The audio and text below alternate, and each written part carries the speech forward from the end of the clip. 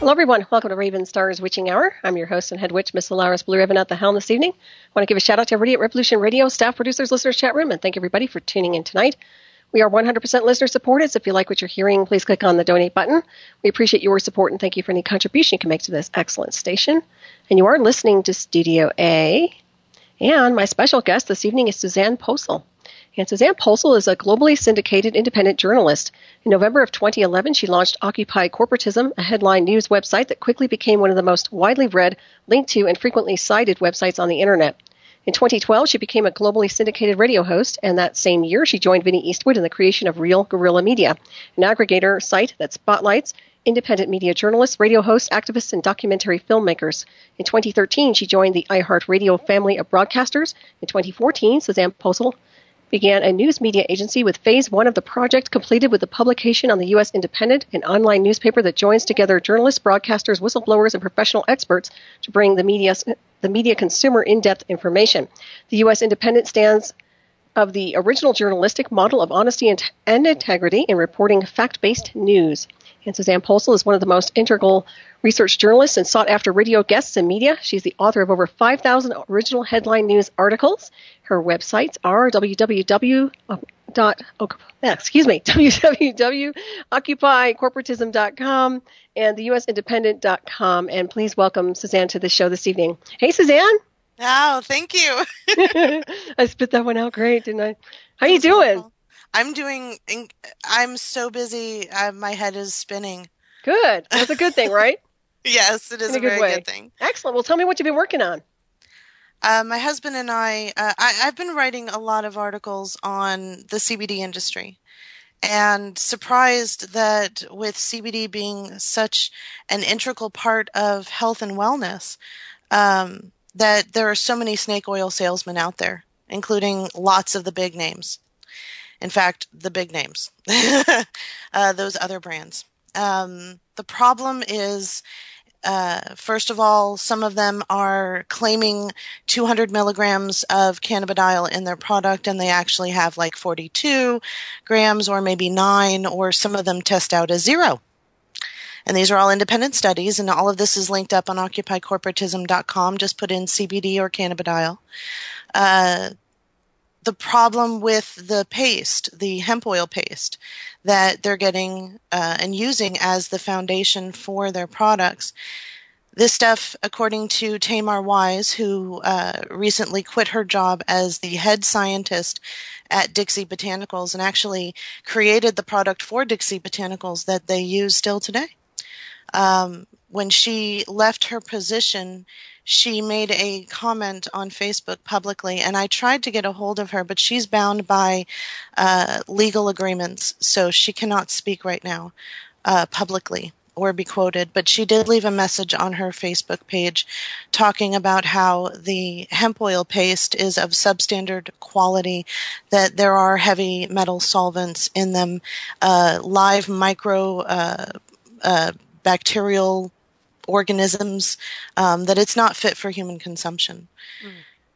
And so these products that are out in the CBD market, they are all hemp paste based. And so what the consumer doesn't understand is when you buy a pound of the paste, 85% of that is filler, and only 15% of that pound is CBD. So the filler could be wax, it could be solvents. It's in some of the paste that has been tested with Project CBD, which I wrote an article on.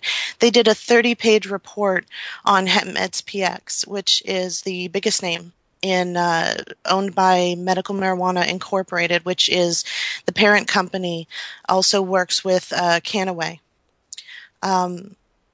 The hemp oil paste that they're receiving is causing people to go to the hospital, causing people to get sick. It has been tested and shown to have several heavy metal solvents in them. So this is not a safe product for people to use.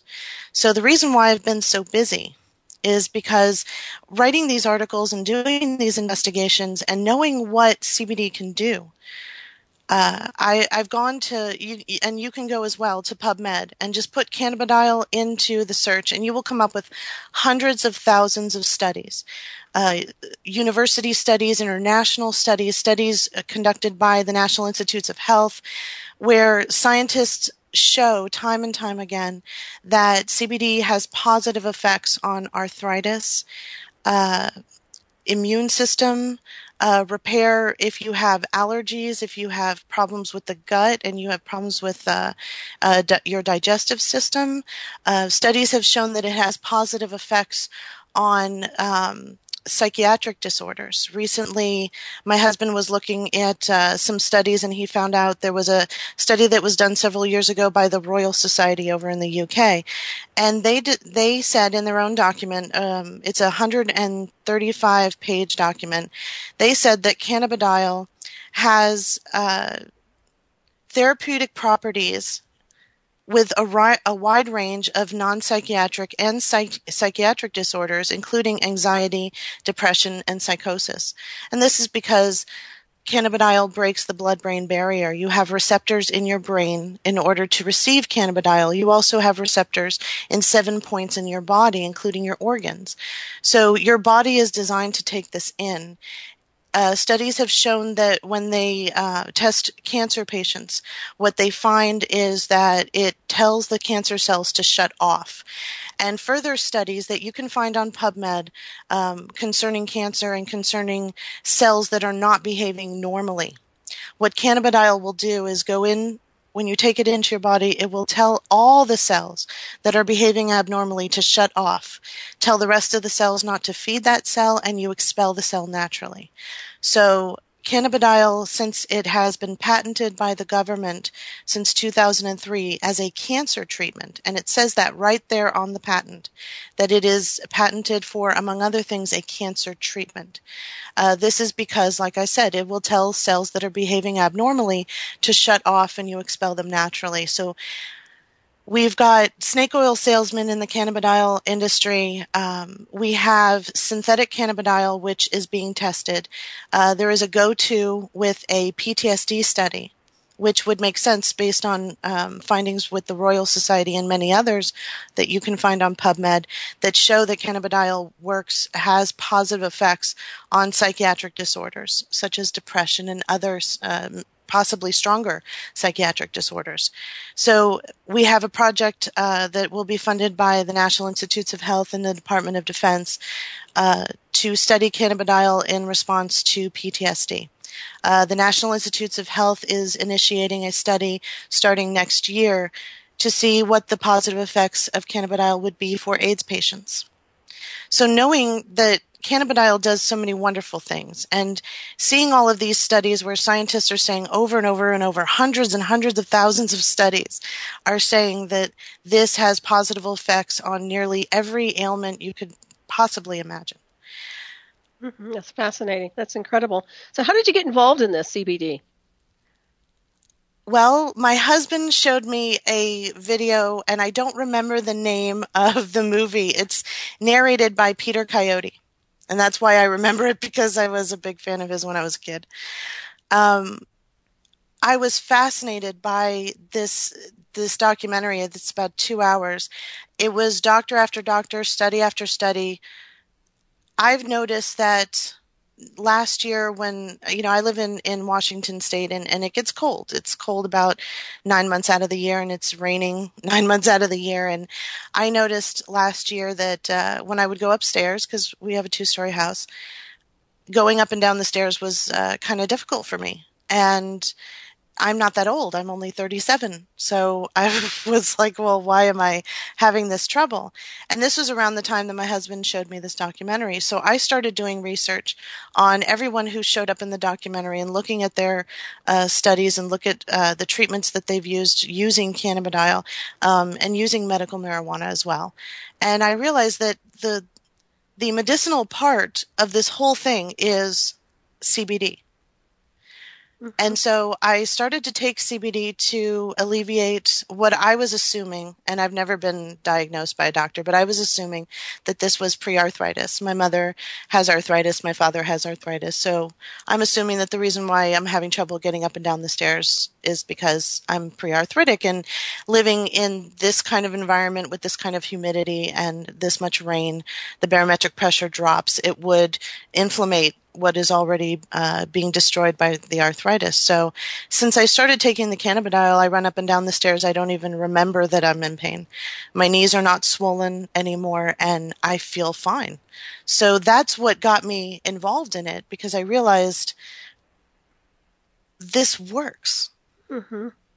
And when I decided to treat my kids holistically, I had to my husband and I sat down and had a huge discussion, because the programming is in your mind that only the doctor knows best.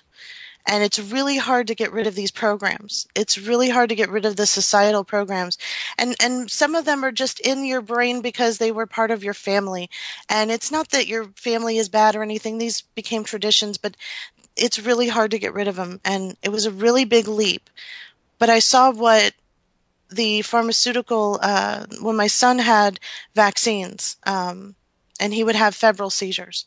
And the last one that he had, he was in the hospital. He had a 103 fever. My husband was in a cold bath with him, trying to cool him down while we were waiting for the ambulance to arrive. And it was very, very frightening. And that was it for me. I was done. And so that was a huge leap for me, because not what happens to my body is my body, but I want to make sure that I'm doing the exact right thing for my children, because my mother took me to the doctor and I'm in relatively good health. I realized that with CBD and with natural remedies, it's the same sort of fear.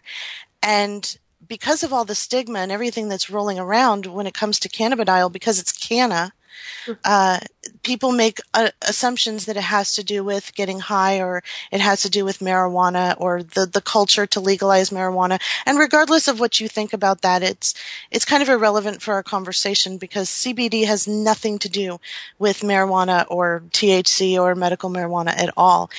This is just the absolute 100% medicinal part of the plant that has been extracted. And traditionally, like I was describing before, they put it in the paste. And so the paste comes, however that it's purchased. It's usually purchased by the kilo.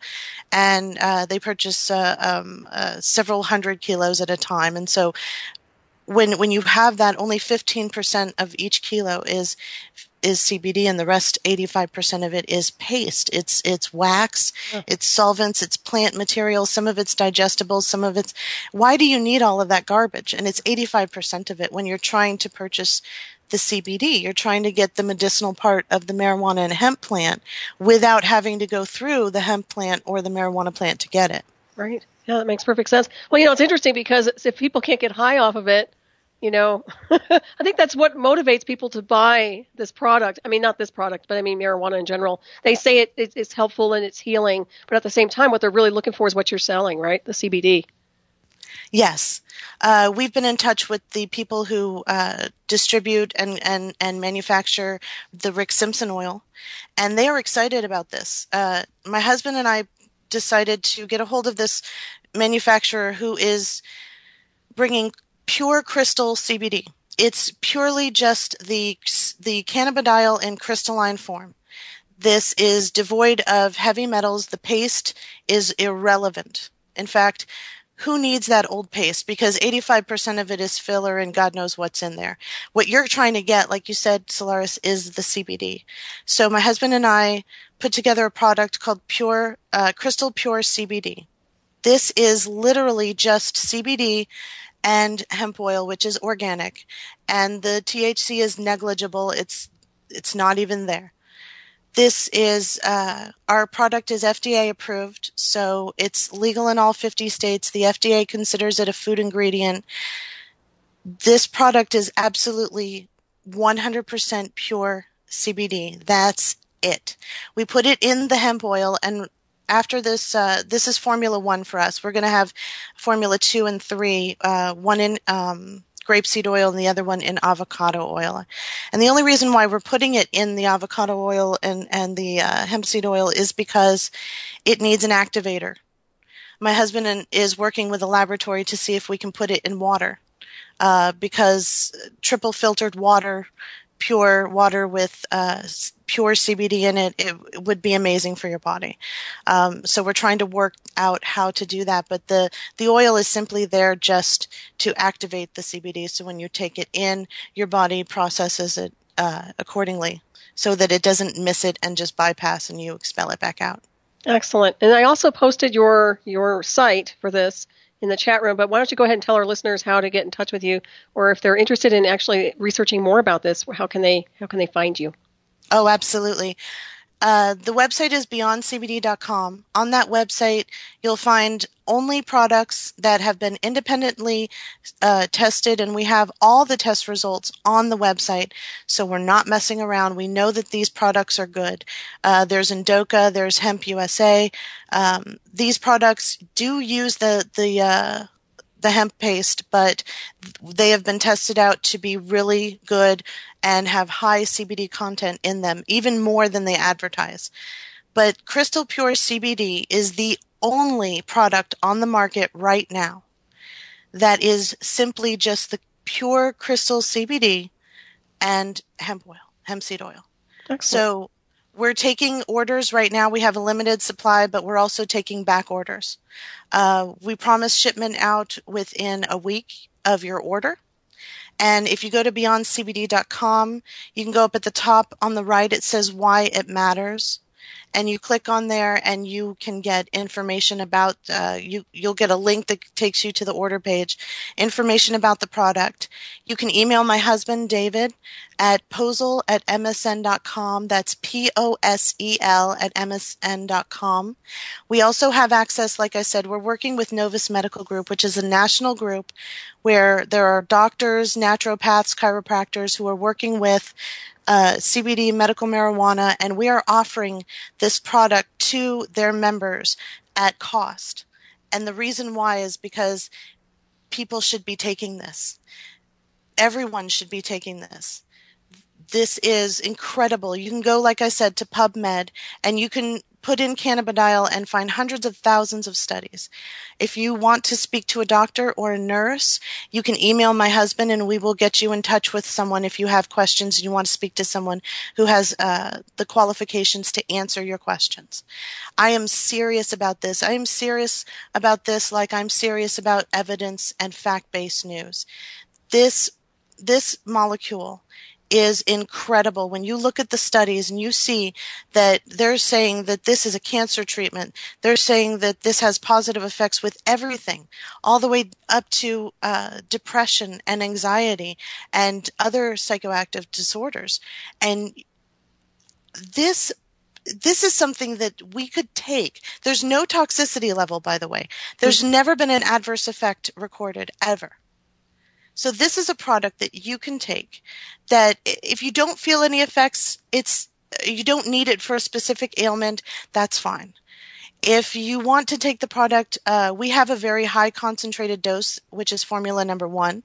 And like I said, we're talking with the people who produce the Rick Simpson oil because they're ecstatic about this. The problem with the Rick Simpson oil has always been that they have to use the hemp paste. And Rick Simpson oil is used when you have a serious problem. This crystal CBD, we'll be working with them to create a product so that people who have a serious problem bypass all of that paste and any of the reactions you will have to any of the fillers, and you will simply get the pure CBD, which is exactly why you're taking it in the first place. This product is extremely important, and it's a revolution in this industry because hemp oil paste, that's gone. All those fillers that you're taking, what is in that stuff? Do you even have time to go and research all of this, the hundreds or maybe even thousands of fillers that they put in there? No, all you want is the cannabidiol. This is the product that will give you the straight cannabidiol. That's it. No adverse effects. And like I said, you can contact us. We want to get you in touch with doctors or nurses, or you can get in touch with Novus Medical Group. We'll hook you up with them. like I said, I feel so passionate about this because I know that this is going to help people. And like I take so much care in the articles that I write to find as many facts to bring you the actual truth of what's really going on. I feel that strongly about Crystal Pure CBD. That's really awesome because there is a lot of snake oil out there. And of course, you mentioned that. You touched on that a little bit. I mean, it's really hard to use. You have to use discernment, obviously, when you're dealing with anything like this, especially on the market on the internet. So it's good to have a product that you can actually, I mean, you've taken it to the lab and this has been tested. So it's not something that's just kind of out there in the ethers. No, 10 times. Yeah. By 3 independent labs. Yeah, that's good. That's good information right there. And of course, they can get in touch with you if they're interested. And I think that's great. You are very passionate about that. So it must be working for you big time. I am very passionate because I know this is going to help people. And that's why I'm doing this.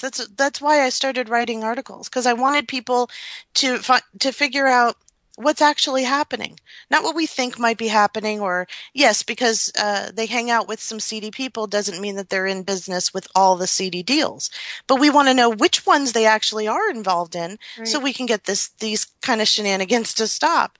And CBD has been lumped in with medical marijuana and THC, and people don't understand what the big deal is about cannabidiol. So this is informational. This is educational. We've made sure that we are in touch with as many licensed people so that we have a network of people, because I get emails all the time and people coming to me on Facebook and telling me I have a friend, just recently a woman came to me, her son and a friend of her cousin, and we put her in touch with a registered RN nurse.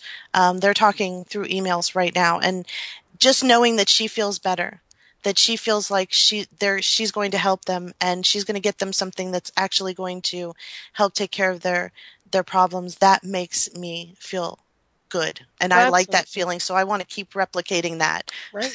Yeah, well, no kidding, especially when they have this dysfunctional quote-unquote healthcare system right now where everybody's getting fed a bunch of placebos for quote-unquote healing and medicine. I mean, literally, if we can get off all that crap and just start going to back to the homeopathic and back to something more natural, I think that would be the way to go, personally. Oh, absolutely. Like I said, I was a little bit nervous and I was scared when I decided we were going to treat the kids holistically. And just so that, parents listening, just so that there are holistic pediatricians. And if you go to your university, major universities usually have homeopathic divisions or departments, and you can get a hold of a pediatrician. But I was lucky enough to get a hold of one, and it made it a lot easier. But it was very scary to do that, because you're programmed to think, oh, well, I got to go to the pediatrician. I got to trust the pharmaceuticals. And how can I trust this? And I'll tell you, we just had a cold that went around through the house. My daughter got sick. I gave her some colloidal silver and some extra vitamin C. She was done with it within 24 hours. My son came down with it the next day. I did the same thing. He was done within 48 hours. My husband and I, as soon as the kids got sick, we started taking the silver and upped our vitamin C dosage, and we haven't gotten sick. So, excellent. What about vaccines? Do you even do the vaccines with your children, or no? No, not anymore. No. Okay, that's good to know. Yeah, I mean, that's another scam right there, if you ask me. Oh, yes. My son, febrile seizures. With the first round of vaccines, they said, oh, well, he's sensitive to heat because it happened during the summer. And so I believed him. And so the next year he got the vaccine, and within a month he was having the second seizure. And I said, wait a minute. No. Let's see when he got the seizure and when he went to the doctor. And sure enough, there were 3 weeks in between. So 2 times, phooey on me. I went to the doctor and I said, no. She said, well, I'm the pediatrician and he's going to get what I tell it. What I tell you to give him. And I said, well, this is the last time we're ever going to set foot in this office. Mm-hmm. And right. I decided to go the natural path, and I wouldn't look back at all. It's scary for parents in the beginning. I understand that, but my children are very, very healthy. And yes, they go, and when they play with other kids, they get sick sometimes, but they're over it within 24 to 48 hours usually, unless it's something really major, but then it's only 3 or 4 days, where other kids get sick for like 2 weeks or a month. Their immune systems get shot down. Well, it's all about the system trying to control, manipulate every aspect of one's life. I mean, whether it's the healthcare system, which is defective, and then we've got all this other crap going on across the board. I mean, don't get me started on this, but I know because you've been rolling up your sleeves and writing some phenomenal articles about a lot of different topics, and I appreciate what you're doing here with this, the CBD. I think that's fascinating, and I think people should pursue that and start looking into alternatives opposed to the mainstream garbage they're being, fed. Oh, absolutely. Yes, please. Yeah, Please absolutely. do. Yeah. So thanks for bringing that to everybody's attention tonight for sure. And so what else have you been working on? Well, that's a really big deal. Mm-hmm. It's huge. Yeah. And getting to speak to so many people in the industry and it's very refreshing that this is an industry, the CBD industry, and the people like the at Novus Medical and the Rick Simpson oil people, they actually care. And it's wonderful. It's refreshing to me to speak to people that care. Right. Because on the flip side, where I live, my husband gets to talk to everybody and he has really great conversations. And then where I live is lots of criticism and lots of anger and lots of, outfighting and infighting and all sorts of fighting. And I don't ever get to see that. So I'm happy to spend more time talking to the happy people. Mm-hmm. I agree with you on that one. Yeah, it seems like there's a lot of misery here in the United States right now, isn't there? And I understand it's miserable here. It is miserable. I mean, I can say the same thing. I want happy thoughts, Peter Pan. I say it all the time, but literally it seems like we're on the front lines of a lot of things, and we have to address a lot of situations that are being presented. And it seems also, not to change the subject, but it does seem like we are dealing with an organized criminal front going on in D.C. right now, which is out of control. And I honestly don't know what to do anymore besides be on the air and talk about this stuff. But it's energy in motion. You have to do something about it. We can't just talk about it. And it seems to me like not many people are really doing a whole lot. So I don't know what your impression is. I don't think people know what to do. Mm-hmm. There's actual things that are really happening, and then there are things that we think might be happening, and then there are things that are just not happening. And the internet is this wonderful tool where we can gather as much information as we want. But when I think back to how I was taught to research when I was in school, when I went to college to be a paralegal, it was completely different. I learned a whole new way to research and how to actually research and what is actually credible. Because when you're writing a brief or a summary or a subpoena for the lawyer that you work for, one word, like the word "the" in the wrong place, will screw up the entire case. I'm serious. I can imagine. You have to be accurate. You cannot misquote any of the primary sources of law or secondary sources of law that you cite in any document that's filed in the court. So that was completely different to me. But when I think back in school, they just fed us what was credible. Mm-hmm. And so we just believed them because that was our teacher and they went to school, and so they must know what they're talking about. And I think that we don't know what to do with all the information, and we have a really hard time discerning what is fact and what is fiction. Mm-hmm. And we're emotionally driven. More so, I think, than ever. But I say that because I'm here and now. And if you and I were talking 100 years ago, we'd probably be saying the exact same thing. It's sort of cyclical. Mm-hmm. Every generation has their upsets and their downs and their protests and their acquiescence. And it sort of goes on and on and on. And each generation teaches the other one how to obey and how to dissent. And some generations are better at than others. But the problem, I think, the main problem is we cannot tell the difference. What's funny to me is when I go to the store, especially the grocery store, and I'm in the checkout and I'm waiting to put my stuff on their little conveyor belt, and I look at all the magazines that are there, and I am starting to notice the Weekly World News has stories that are being reported all over the internet as independent or alternative media. And I'm starting to see that more and more. And I'm wondering, is there a prevalence in tabloid journalism? Are we incapable of discerning between fact and fiction so that entertainment and news has completely blurred and we don't look for actual evidence because the sensational story, the idea that might be true, and all the gossip and all the conversations we can have because of it are more attractive than actually finding out what's really happening?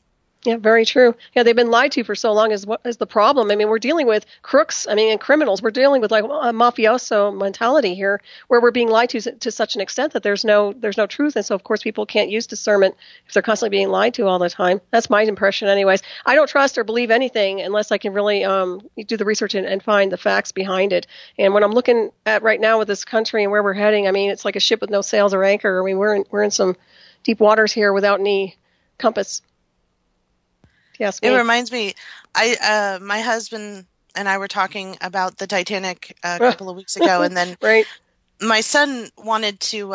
He was asking me about the Titanic, so I decided I homeschool my kids. Mm-hmm. So I decided, okay, we're going to learn all about the Titanic today. And as we were learning, I realized that the Titanic was a phenomenal series of absolute things to never, ever do. Ever. There was no way. There were over 1,500 people on that ship. They were only approved for 65 because they only had 16 lifeboats. They were supposed to have 48. I don't know how they're going to fit 1,500 people when you can only fit 4 people in a boat, and they're only going to have 48, but whatever. They were supposed to have 48 boats on there, but in the design phase, the head of White Star said, hey, who wants to look at boats? They don't want to look at boats. They're up on the deck. Get rid of half of those boats. They decided to lower the bulkheads to create that grand staircase that we all saw in the film that was recreated from the original. James Cameron went down there in his submersible and did all the research, blah, blah, blah. Mm-hmm. In order to have that, they had to lower the bulkheads, which meant that when the ship hit the iceberg, the bulkheads were lower and the more water could seep into, and they only had 4 stations for the bulkheads instead of 5, and it filled up in 5 areas. They used iron rivets instead of steel at the time, and they used the cheapest version of the iron rivets, which were completely porous. There was no way that ship was going to ever survive this. And before then, while they were building Titanic, the Olympia, which is the sister ship, mm-hmm. got in trouble. She hit an iceberg. She hit it right head on. So they assumed that boats only hit icebergs right head on, and they never thought about the sides and the bows of the boat. But the repairs to the Olympic ended up pushing back the Titanic's launch to April, which was when all the icebergs were floating around and where they were in their line of where they were going to be. Because of that shift, the captain shifted around his crew, and he sent one of the men who was going to be in the crow's nest off the boat. He said, I don't need you. That guy accidentally put one of his keys, which happened to have the only set of binoculars locked in his locker, in with him and took it home. So they didn't have the binoculars. They couldn't even see what they were heading toward. The gentleman down in the undercarriage of the boat, with the telegraph, completely ignored Carpathia's warnings and several other boats' warnings that there were icebergs. So this is a series of bad calls and bad judgments, mm-hmm. and there's no way that 1,500 people are going to survive this trip. And it seems to me like what happened there is happening now with politics. Mm-hmm. And maybe it's because I've only been alive in this time, and for the last 37 years I've only been here and I only know this.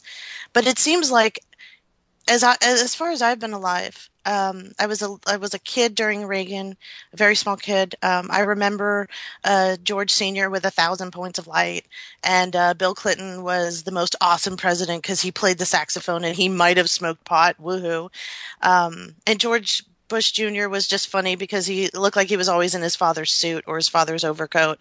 And I could never understand why this man has so much money. He can't afford a tailor to just make him look like he's not frumpy. And every one of these points has horrible things happening. Every one of these presidents did absolutely horrible just in my lifetime. Mm-hmm. And it's a progression of series of events. But as we're in the midst of the presidency, I think we get wrapped up in, oh my God, that guy's so bad. Yeah, he is, but his predecessor was horrible. The guy before that was atrocious. Let's not even talk about the guy before that. Yeah, it's a global agenda. That's the bottom line. We're dealing with global corruption, and it's bleeding through in the United States. And I mean, yeah, what you see on the outside, all this, the facade of what we see in presidents, and what you were describing right there as a child, or anybody with an impression of a quote unquote president. That's not what it's about. I mean, we're dealing with people who are doing horrific things behind the scenes with an agenda to really destroy not only our country but the entire planet, if you ask me. I mean, there's some real psychotic SOBs out there that are really trying to bring it all down. Now, what I'm seeing is literally oppression big time, and there's definitely a frequency war going on. There's definitely a war going on against the soul and the spirit and consciousness and expansion and intellect, and that's what I've seen and noticed the most, which is it's inexcusable and unacceptable, obviously. What's your impression of that? I understand that, like we were saying before, the lack of discernment and we lack the skills to even attempt this means that we're always in our emotional body. We're always in that fight or flight feeling, and it is played upon. It is preyed upon. It drives our decisions. Look at what happened here. In our 2014 midterm elections, we had a huge rise for the Council for National Policy. Way to go, Red Team. It doesn't matter because the Red Team and the Blue Team are both paid for by the Council on Foreign Relations and the Council for National Policy. So it really doesn't matter which team you voted for.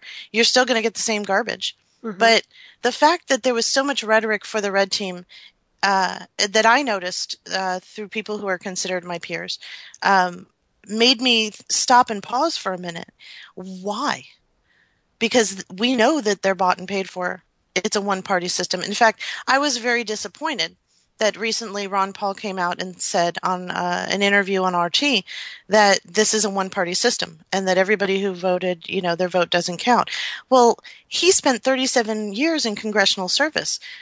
While he was benefiting from that one-party system, pretending that it's a two-party system because he was running under the Republican Party, why didn't he say anything? For 37 years, he never said one thing while he was benefiting from that system. But as soon as he's out and as soon as he's got his own stuff and he's got his own foundation and he's got his own cash, now all of a sudden he's divulging this information. The problem is that we have dishonesty, we have coercion, and we have skewed events that are geared toward a specific agenda. And depending on which side of the bird you're sitting on, the problem is extremity. The problem is the extremism. And that's where people get caught up in that fight or flight. And we saw that evidenced when the Americans that did go out to the polls voted for the Red Team. Mm-hmm. Right. Well, I think they're looking for hope. They're looking for a solution. And honestly, I don't see one. I truly don't see a solution. Now, do you? Do you see a solution in the pattern of what's happening here in this country? No, it needs to be completely no. Maybe reset the button and just flush out everybody in D.C. and just put some new blood in there. What do you think?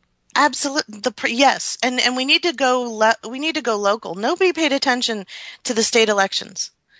Nobody paid attention to the state elections, but that is where all of the laws are passed. Yep. As far as state governments, in 2013, there were over 24,000 laws passed from your local governments.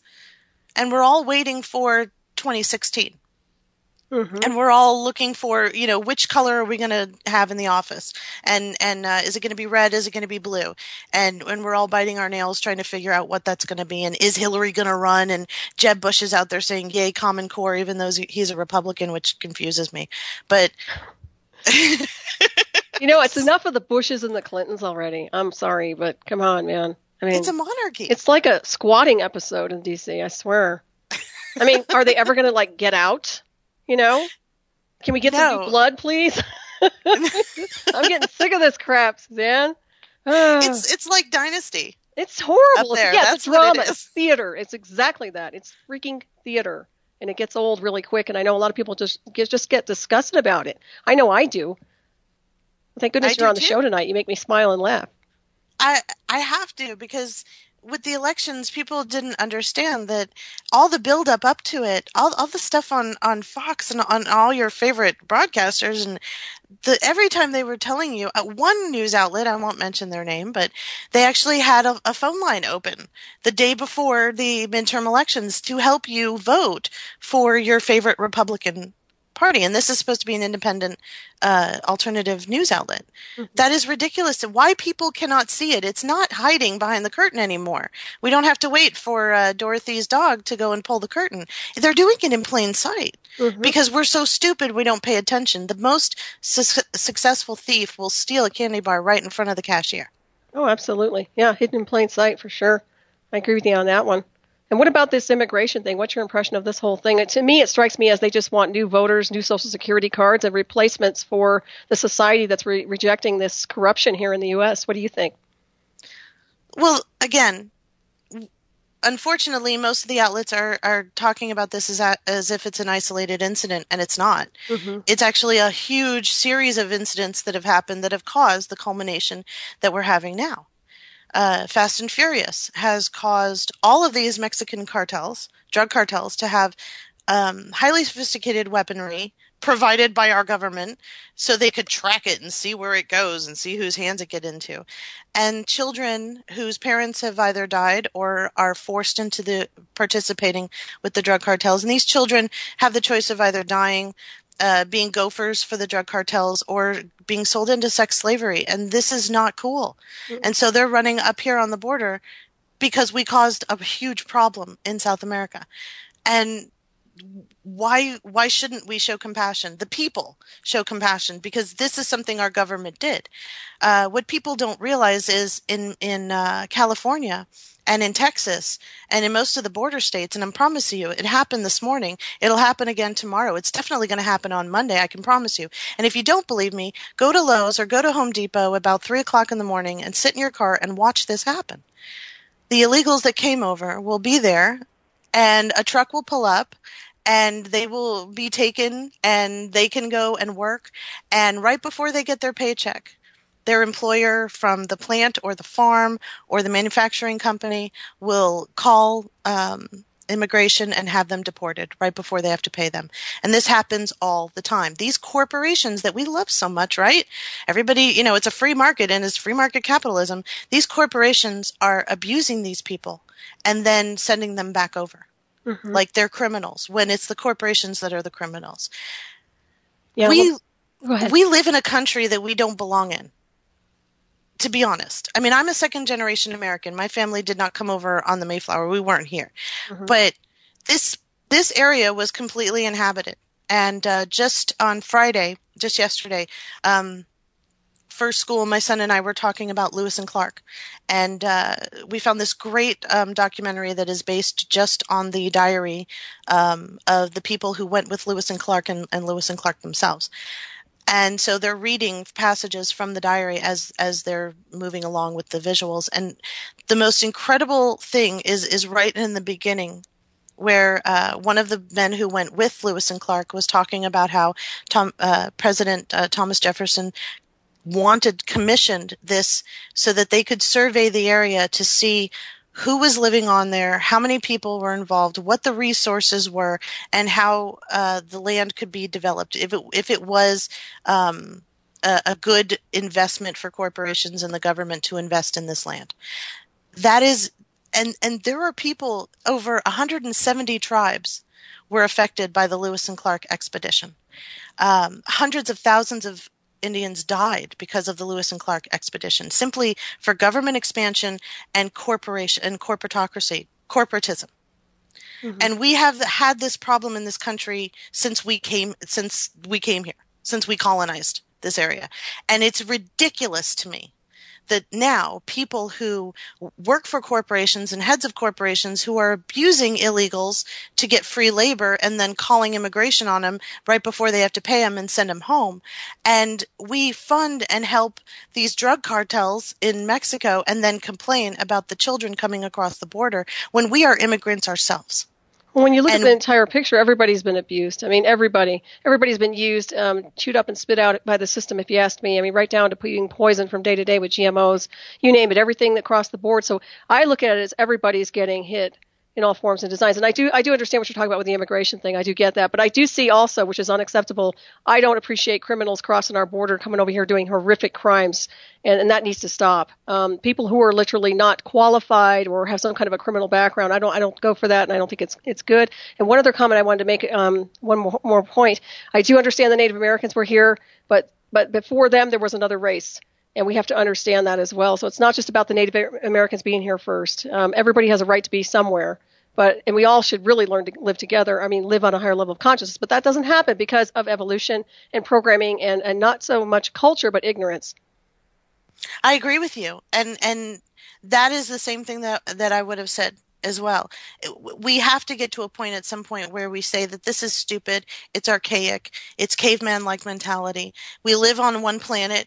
We're all here. It's the only planet that has chocolate, so I want to be here. And it's running out, Suzanne. They say it's running. I know. I was very upset. Oh, no. Have to laugh sometime, right? Oh, my God. No, please, save the chocolate plant. Truly. I agree. No, I agree with you.